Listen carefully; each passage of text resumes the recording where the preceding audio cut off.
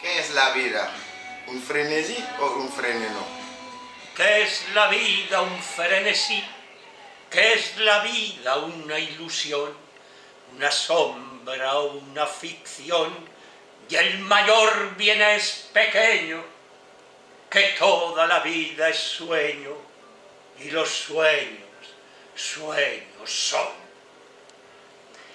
Entonces, amigos, ¿qué es la vida? ¿Un frenesí o un freneno?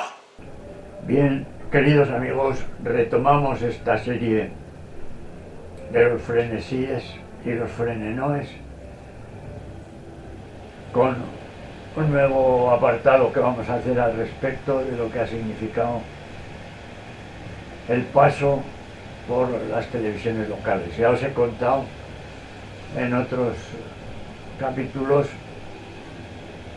que yo estuve involucrado en la creación de prácticamente todas las televisiones locales que se iniciaron en Zaragoza, en Aragón.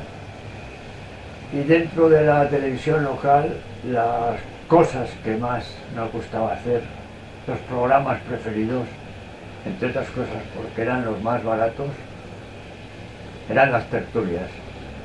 Hemos hecho infinidad de tertulias, muchas tertulias, unas con gran éxito, otras con menos éxito, pero vamos, es un formato que a los que nos gusta la palabra, pues lo llevamos con nosotros. La tertulia es muy sencillo, un pequeño plató, unos personajes y a cascar. ¿Sobre qué? Pues sobre la actualidad, que eran los más frecuentes, sobre cuestiones de actualidad. Había otro modelo también que era sobre asuntos culturales. En fin, que se podía hablar sobre lo que fuera. Y dependía si alguna vez teníamos un invitado o no teníamos un invitado. Si teníamos un invitado, pues digamos que la tertulia se paralizaba y entonces todos los contertulios le preguntaban cosas al invitado, que de este modo nos aclaraba su posición, o si era un político, pues sus ideas sobre los asuntos y tal. Bueno, hoy vamos a empezar con una tertulia que, digamos, lo más característico que tiene no es la fecha, porque ni más ni menos que nos vamos al año de la Tana, nos vamos a 1996. Y en esa tertulia que se llamaba El Casino y que se emitía por Zaravisión, se realizaba desde un restaurante que entonces no era tal, ahora es el restaurante Bermellón, entonces se llamaba Los Caprichos, el restaurante está, y cuando era bar estaba en la calle Espocimina 25. Y allí debajo, con unas mesas y unas sillas, montaba una tertulia. Y en esta tertulia que vais a ver, que tiene mucha gracia, participaba Fernando Sancho, un pionero de la televisión también, gran amigo mío.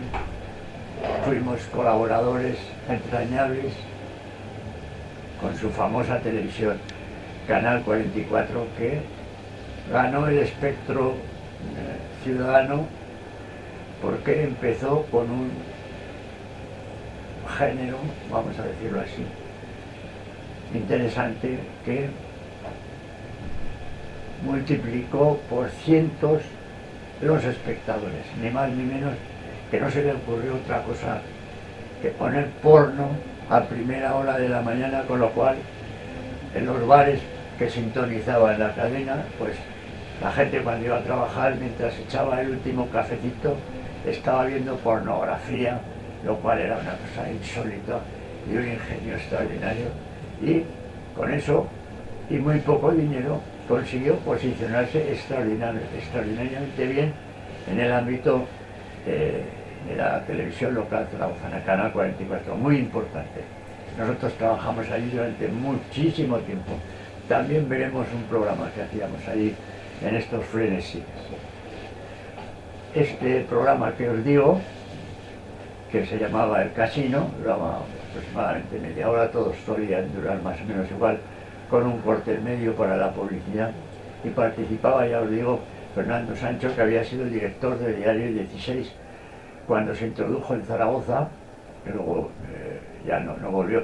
Muchos han sido los periódicos que han intentado abrir en Zaragoza su filial, pero en Zaragoza está el Heraldo de Aragón y entonces era imbatible. Entonces todos iban, vino también el diario Pueblo, vinieron muchos, pero todos estaban un tiempo y desaparecían porque Zaragoza no daba para más, o no creían los responsables que la publicidad zaragozana daba para mantener aquí un equipo de personal. Bueno, pues el jefe del diario 16 fue Fernando Sancho y después ha sido, ya os digo, el creador de Canal 44. Intervenía también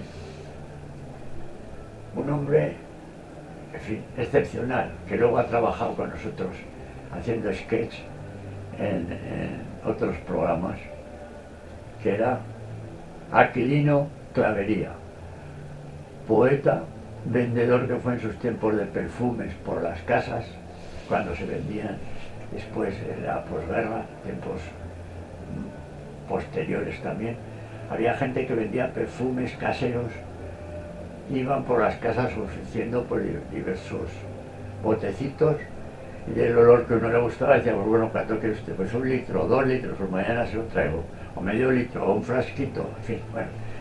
Poeta, ya digo, escritor, que tiene una obra de teatro que a ver si algún día alguien se atreve a estrenarla, y sobre todo, por lo que era conocidísimo, era porque ejercía de guardacoches en un solar de la zona también de Espodimina, que se llamaba El Melonar, donde ahora hay un fantástico edificio que da a la Plaza del Pilar, y allí, bueno, como el barrio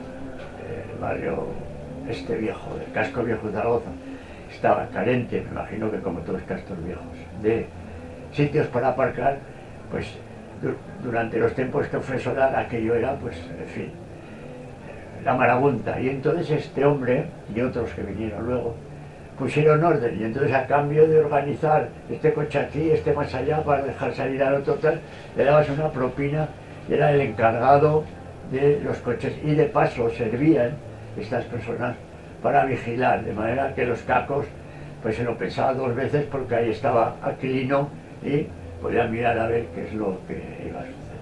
Bueno, este era otro de los personajes de la tertulia, en fin, que ya vais a ver.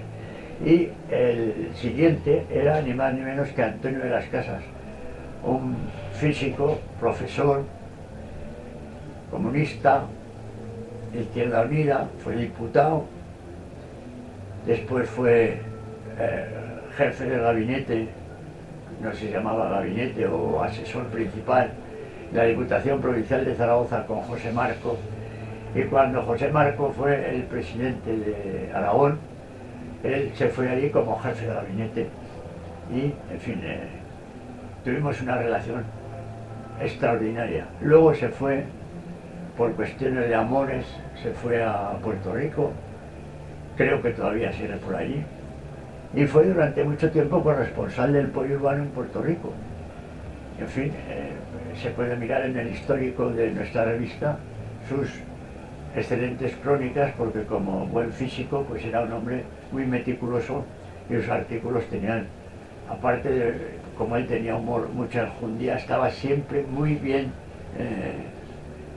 informado, por lo cual, pues claro, eso a un corresponsal le da pues un caché extraordinario. Bueno, vamos a ver este programa, no sé si nos dará tiempo a ver todo el programa, si no veremos una buena parte de él, para que veáis qué cosas, cómo se hacían, la calidad, no os quiero ni contar la calidad que tiene, porque claro, eran unas herramientas, pues cualquier maquineta de ahora mismo pues le da 100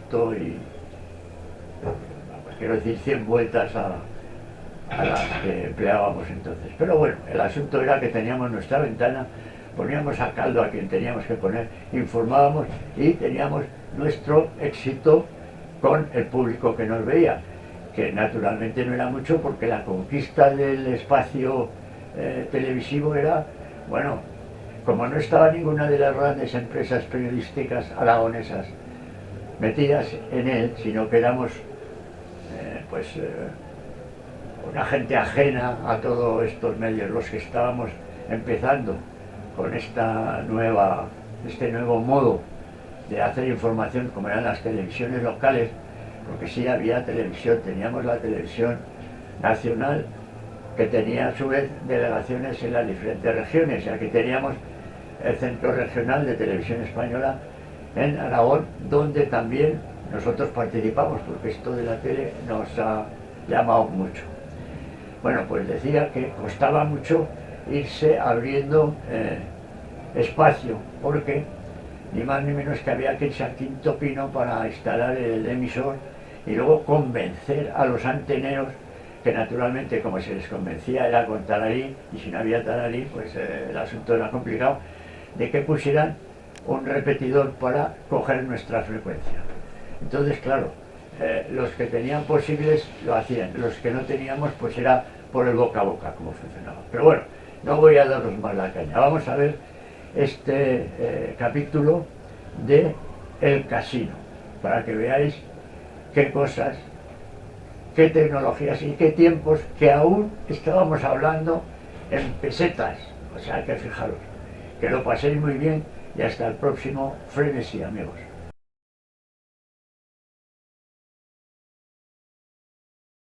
Muy buenas tardes, queridos amigos, y bienvenidos a una nueva entrega de El Casino, esta tertulia que hacemos aquí en el Café Bar Los Caprichos. Hoy es miércoles, día 31 de enero de 1996, por cierto, enero ya, mañana febrero, después el Pilar, después el verano, en fin, cómo se pasa el tiempo. Estamos hoy acompañados por don Fernando Sancho, director del periódico Empresario de Aragón. Muy buenas tardes, don Fernando. Buenas tardes, don Dionisio. Tenemos aquí con nosotros a Aquilino Clavería, que es poeta. Buenas tardes, don Aquilino. Buenas tardes, don Dionisio. Y tenemos también con nosotros a don Antonio de las Casas, que en realidad nosotros estábamos convencidos de que hoy tenía exámenes, pero parece ser que ha dicho el Ministerio que no, que se retrasen una semana los exámenes para ver si coinciden con la visita que va a hacer algún ministro o algo, ¿no? Seguramente. No habrá dado un aprobado general, ¿no? Sino No, de las casas, aprobados generales no. como no se hay. estilaban a veces en otras épocas, de vez en cuando. No ha habido en nunca épocas aprobado conflictivas. general. Alguna vez algún colectivo de profesores llegó a hablar de una medida de fuerza parecida a un aprobado general, pero eso no... Sí, en mi facultad sí hubo, en la Facultad de Periodismo en el año 75. Sí en periodismo es posible, sí. Periodismo posible. así pasa lo que pasa, sí. No, y en alguna otra facultad también. Menudo gremio el suyo, don Fernando. Sí, la verdad es que médicos, abogados y periodistas no llevamos una fama muy buena en la sociedad, lo cual no sé por qué. En periodismo se ha dado aprobado general. En medicina algunos el título se lo han dado en Cáritas. Y en derecho algunos lo han hecho en la barra de algún bar. Por ejemplo, el bar de las Cortes del Congreso de Diputados. Y ahora creo que se puede hacer a distancia. También. Casi todas las carreras, que eso es una medida que desde luego es de agradecer, ¿no? O sea, a distancia, voy... Psicología, por ejemplo, se hace a distancia. Pedagogía, Pedagogía. cosas de fuste. Pero psicología no es una carrera, psicología se aprende en la vida En la cotidiana. calle. ¿no? Igual que ciencias políticas, Yo creo esa que carrera. aquí nuestro invitado Aquilino me parece que entiende psicología también. Y... Demasiado, pero la psicología, mi psicología tiene dos facetas, la psicología de la calle y la psicología de los libros. ¿Y en cuál te encuentras más a gusto? Pues la psicología de la calle y la psicología de los libros no Bueno. puede caminar. Y la psicología de los libros y la psicología de la calle tampoco puede caminar. Bien, o sea, estamos en el punto cero, no retorno. Exactamente, hay que hacer un centro. Exactamente. Y fundirse. Con Dios, en una unidad. El uno con el otro en una misma unidad. Muy bien, esto sí que es una teoría física, don Antonio. Esto parece más una proclamación de amor, ¿no? Exactamente. Bueno, No, el amor, vamos. no, el amor es distinto. Bien. Estas son ideas, se puede decir, pedagogas, sociales. Pedagogas. Y el amor cambia ya. El amor en la época de los medievales, ese amor era el amor positivo. Bien. ¿Podemos seguir, don Aquilino? Consigan los caballeros. Vamos a por el primer titular, que nos sirve como siempre nuestra compañera Sandra Sanázaro. Cuando quiera, Sandra. La Diputación General de Aragón financiará con cargo a deuda toda la inversión de 1996. La Diputación General tiene ya elaborado su proyecto de presupuesto, que será presentado en las Cortes de Aragón en los próximos días. Vamos a ver si puedo leer, porque se me han olvidado las gafas. Se espera que las cifras, que en su conjunto ascienden a, atención, 179.399 millones de pesetas, de las que hay que descontar 55.000 millones de la política agraria comunitaria y 16.000 millones de la Ley de Regularización de Inversiones, sean aprobadas por el Parlamento en el mes de marzo y que no habrá problemas dada la mayoría absoluta de la coalición PP-PAD. Bueno, pues yo, si quieren que les diga la verdad, cuando se dicen estas cifras con tantos ceros, tantos millones, yo me quedo alucinado de la cantidad de dinero que tenemos los aragoneses. ¿No le parece a usted? No, pero porque esto sale de algún lado, ¿no? Pero parece que no tenemos tanto. Parece que no llega ni a 100 millones de pesetas los ingresos ordinarios, los ingresos normales. Yo quiero recordar que... No es un presupuesto excesivamente elevado, ¿no?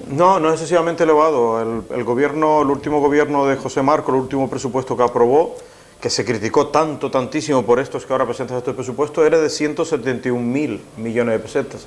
Ahora, que fue una auténtica barbaridad, que se dice que se llevó al desaguisado financiero, que estamos ahogados, y ahora son 179.000 millones. También en aquel presupuesto se contabilizaba la política agrícola comunitaria, que se criticó que se introdujera. Ahora también se introduce.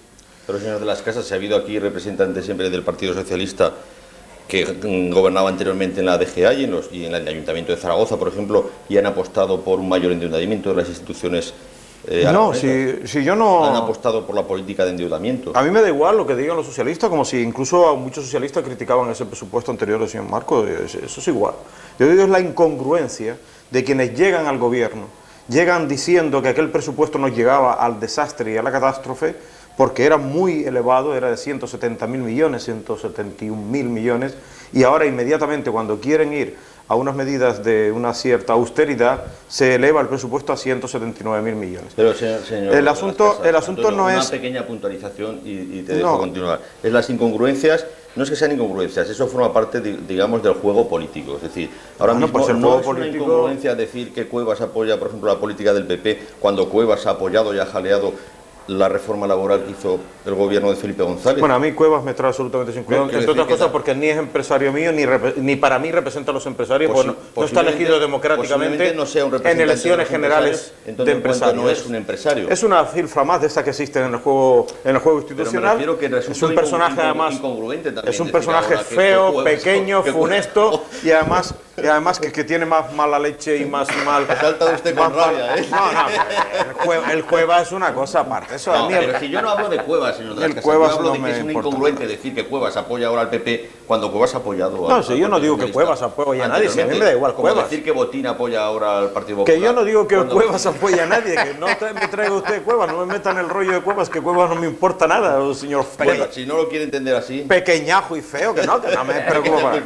Bueno, el asunto es, señoras y señores, que además estos partidos que abogan por el agua y el agua para Aragón y critican a Borrell y a todo el que se cojan por medio, pues destinan para las obras del Pacto del Agua 100 millones de pesetas. Es decir, que los 5 convenios que están comprometidos no se van a poder expropiar, no van a poder entregar los terrenos disponibles al gobierno central para que lleve a cabo las obras, que es la parte gorda, pero la parte pequeña, lo mínimo que nosotros tenemos que exponer para obras que suponen más de 100.000 millones de pesetas, nosotros no ponemos nada más que 100 millones, ni siquiera los 250 millones que podían ponerse a disposición. Pero eso yo creo que es una maravilla. Si con 100 millones que pongamos nosotros nos hacen obras por valor de 100.000, somos unos genios. No, para que nos hagan obras por valor de más de 120.000 millones, nosotros tendríamos que poner en este presupuesto de este año como mínimo 350 o 400 millones de pesetas. Y no los hemos puesto. Y no hemos puesto nada más que 100 millones. A ver, el señor Anzuela, ¿qué hace? Que ponga un poco más de dinero. Aquilino, ¿cuál es tu opinión sobre este asunto? Pues que este caballero tiene razón y habla con una sinceridad pasmosa. Bueno, lo pequeño siempre es pequeño y lo grande siempre es grande. Son máximas filosóficas. Claro, al señor Cuevas, por mucho que le pongan en los periódicos, nos pasará de pequeñajo y escarabajo, que no pues como algún honorable que hay por alguna otra región. Por cierto, vamos a hablar del señor Cuevas, hombre, ya que quiere don Fernando ahora hablar del señor pues Cuevas. Vamos a entrar. Podemos hablar de otros pequeños. No, también. me refiero que es verdad, el señor Cuevas es un reflejo de lo que sucede con las asociaciones de empresarios, que usted, que sabe más, a lo mejor no lo puede explicar. ¿Por qué los jefes de los empresarios no son nunca empresarios? No es que no sea nunca, en ocasiones sí, ¿no? En ocasiones, sí, en alguna Lo normal sería que el Por jefe- ejemplo, Ricardo Moreno, por ejemplo. Debe ser empresario. Por ejemplo, Yo lo tuve de Javier profesor Aysana- de Falange en la universidad. No, por ejemplo, Javier, bueno, ahora ya empezamos con los temas. A ver, hay una especie de conspiración, yo lo llamo conspiración porque es, ¿no? El otro día, por ejemplo, en la programación esta de Telecinco, del programa de Pepe Navarro, que tiene mucha audiencia, hay un tal confidente que él decía que una de las confidencias decía, los asesores de imagen de Aznar están muy encima de él, le orientan porque saben que el señor Aznar hacía unos años llevaba gomina. Digo, fíjate qué confidencia, ¿no? Vaya tontería, pero bueno, dando a entender que era un facha, que era un tal, en fin. No hay que hacer. Ahora venía leyendo una noticia también de Ruiz Gallardón, que si era yerno de Utrera Molina, etcétera, etcétera. Bueno, en realidad yo creo que no hay que recurrir a esto, ¿no? Hay que mirar hacia adelante. No, pero usted no me contesta lo que yo le he preguntado. ¿Qué me ha preguntado? Que no lo sé. ¿Qué? ¿Por Ya se me ha qué olvidado. los jefes de los empresarios no son nunca empresarios? Porque eso es curioso. Bueno, esto verdaderamente a mí tampoco. A mí tampoco me parece correcto. ¿Será porque el pez gordo, Se come a chico. el pez gordo se quiere comer al chico? ¿Será porque no queremos tener la razón y nos volvemos la espalda ante nuestro prójimo? Bueno, vamos a por otro titular que nos sirve. Pero un momento, por ejemplo, Don Aquilino, un momento, ¿tiene la palabra? Como empieza a profundizar... No empiece usted a profundizar. Atónito. Bien, pero a ver, vamos a ver. aquí el concepto es que se entiende que un dirigente de empresa, aunque sea un alto ejecutivo, a veces se entiende que tiene una capacidad de gestión empresarial y que tiene unas responsabilidades empresariales. Entonces se puede hacer por extensión el término empresario y considerarle empresario. De hecho, no lo es. Yo considero que el empresario es lo que llamaríamos, bueno, el empresario de a pie, ¿no? Es mucho más representativo de la problemática de lo que puede ser el tejido empresarial aragonés, el tejido empresarial español, que en más del 90% está compuesto por pequeña y mediana empresa. Mire, un buen modelo de empresario lo tiene usted en Aragón, el señor Hidalgo. El señor Hidalgo es profesor de la universidad, era de la sección de física donde yo estudié. Era un profesor indeseable para los alumnos. Abandona la universidad y se va a su empresa. Tiene unas empresas, tiene Artiac, fabrica tiendas de campaña y otras cosas. Fracasa en su empresa, despide a todo el mundo, se queda con 2 o 3 empleados, una cosa de tipo familiar, está a punto de cerrar y entonces se dedica a la política empresarial. Y 5 o 6, los compromisarios, los que eligen, lo eligen para jefe de los empresarios de Aragón. Ahí tiene usted el modelo de carrera de un empresario. Y ese es un empresario inteligente, porque fue profesor de universidad. Porque otros... Yo también le puedo hablar de un amigo nuestro, amigo común, que es don Eduardo Aguilar, que es jefe de las pequeñas y medianas empresas, y es un empresario normal y corriente, que además coge y se dedica a su labor de su Pero por eso es presidente de una organización empresarial de Chichinabo. Ese discurso, Antonio, es extraordinariamente malicioso, porque verdaderamente hay quien no fracasará en su vida. Hay quien no fracasará en su vida porque desde luego no hará nada en su vida. No arriesga. Y solamente no fracasa nunca. No, si Hidalgo no ha fracasado.